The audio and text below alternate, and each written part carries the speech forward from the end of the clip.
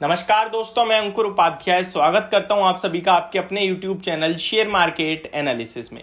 दोस्तों, जिस स्टॉक के बारे में मैं बात कर रहा हूं इस समय हर तरफ उसकी नेगेटिविटी फैल रही है। स्टॉक का नाम है इन्फोसिस एंड लोगों को इसमें डर लगने लगा है, बट हम हमेशा की तरह अभी भी बुलिश हैं आईटी स्टॉक्स पे एंड हमें लगता है जो ये खराब समय है वो निकल जाएगा। देखिए, अच्छे समय में स्टॉक को खरीदोगे तो प्राइस कभी आपको अच्छा नहीं मिलेगा, खराब समय में खरीदोगे तो प्राइस अच्छा मिलेगा। अब आपके ऊपर डिपेंड करता है आप किस तरीके के इंसान हो। आपको शॉर्ट टर्म में छोटा पैसा बनाना है, लॉन्ग टर्म में बड़ा पैसा बनाना है, वो आपके ऊपर डिपेंड करता है। जब सब लोग नेगेटिव हो जाए ना तभी आपको खरीदना चाहिए। हकीकत तो यही है, बाजार का इतिहास तो यही बताता है।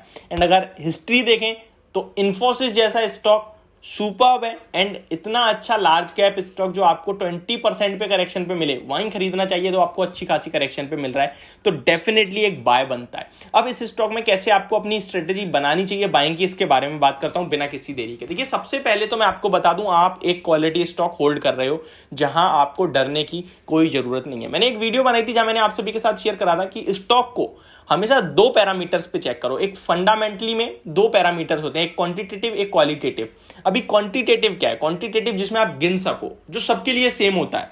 देखिए, क्वांटिटेटिव ऑलमोस्ट हर एक इंसान के लिए सेम है, ऑलमोस्ट छोड़िए, हर एक इंसान के लिए सेम है। क्या होता है quantitative? Earning per share, valuations, balance sheet, reserves, ये सब जो है ये क्वालिटेटिव, सॉरी क्वांटिटेटिव। ठीक है, तो क्वांटिटेटिव में क्या आ गया? नंबर्स, जितने भी नंबर हैं वो, अगर आपको यहाँ पे 10,000 करोड़ का पैट दिख रहा है तो अगले को भी 10,000 करोड़ का पैट ही दिखेगा। ऐसा नहीं कि वो 20,000 का, नहीं ना, सबके लिए सेम है।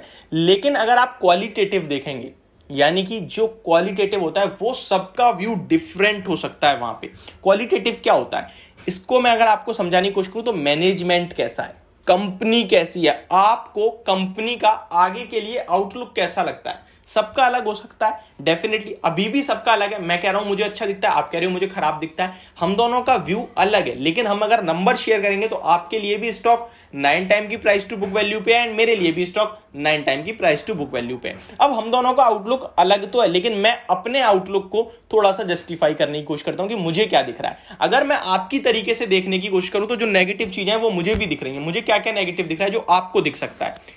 सिंपल सी बात है, आपको शायद 2-3 चीजें बहुत नेगेटिव दिख रही हैं। एक जो आप चारों तरफ सुन रहे हो, यूएस में रिसेशन आ सकता है एंड आईटी स्टॉक्स की ग्रोथ रुक सकती है एंड उससे इन पे काफी हैवी इंपैक्ट पड़ सकता है, जिसके चलते इन्फोसिस का शेयर गिर सकता है। राइट, यही सबसे ज्यादा प्रॉब्लम चल रही है इस टाइम लोगों के दिमाग में एंड इस तरीके से माइंड वॉश करा गया है। एंड ये फैक्ट भी है, अमेरिका में प्रॉब्लम चल रही है, ग्रोथ स्लो कर सकते हैं। अभी कुछ ऐसी अनाउंसमेंट हुई है लेकिन हो सकती है जिससे आईटी स्टॉक्स पे प्रेशर पड़ सकता है। लेकिन मैं इसके बाद का फ्यूचर देख रहा हूं।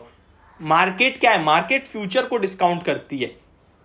अभी मान लीजिए ग्रोथ स्लो हो गया आईटी की, और मान लीजिए आप यूएस में ग्रोथ स्लो होती है, आईटी में ग्रोथ स्लो होती है एंड आईटी स्टॉक्स गिरते हैं, तो वो ऑलरेडी स्टॉक के प्राइस में प्राइस्ड इन हो रहे हैं। वो पहले की चीज को डिस्काउंट कर रही है। लेकिन जब ये सब हो जाएगा उसके बाद क्या आपको वहां से भी 30% का करेक्शन मिलेगा? इसका जवाब है नहीं। क्यों?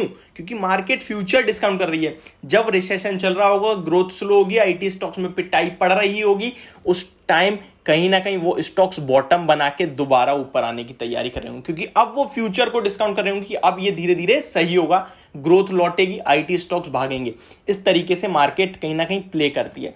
यहां से जो आपको मैक्सिमम गिरावट, देखिए मैक्सिमम वर्ड वैसे मुझे यूज नहीं करना चाहिए क्योंकि मार्केट में कुछ भी मैक्सिमम मिनिमम नहीं होता है, लेकिन मैं फिर भी यूज कर रहा हूं। अगर मार्केट में कुछ भी ज्यादा बड़ा नहीं होता, अब ज्यादा बड़ा से आपको भाई आप फिर भी कह रहे हो कि ज्यादा बड़ा, आप देखिए अनसर्टेनिटी हमेशा मार्केट में बनी रहती है, इसीलिए वो बाजार है और इसीलिए कहीं ना कहीं यहाँ पैसा बनाना आसान नहीं है। लेकिन जो अपने स्टॉक पे कन्विक्शन दिखाएगा, भरोसा रखेगा, वही पैसा बनाएगा।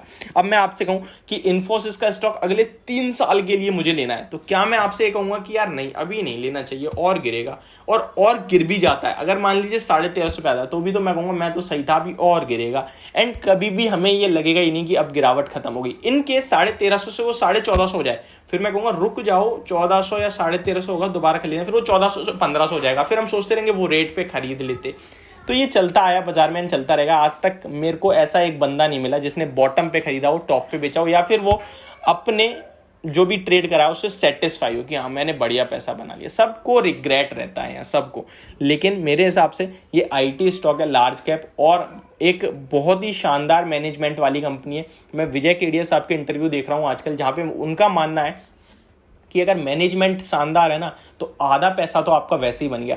अगर मैनेजमेंट स्ट्रांग है, मैनेजमेंट को कंपनी को चलाना आता है, सेटल करना आता है, एंड किस तरीके से उसकी ग्रोथ करनी है वो आता है ना, तो आपका पैसा बनेगा ही बनेगा।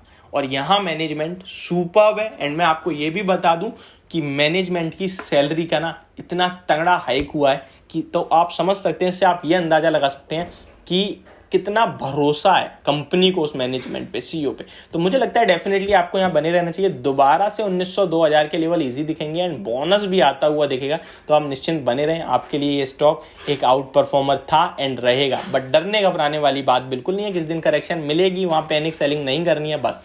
तो ये मेरी वीडियो, होप आपको समझ में आई होगी। Thank you so much for watching this video. Have a great day guys.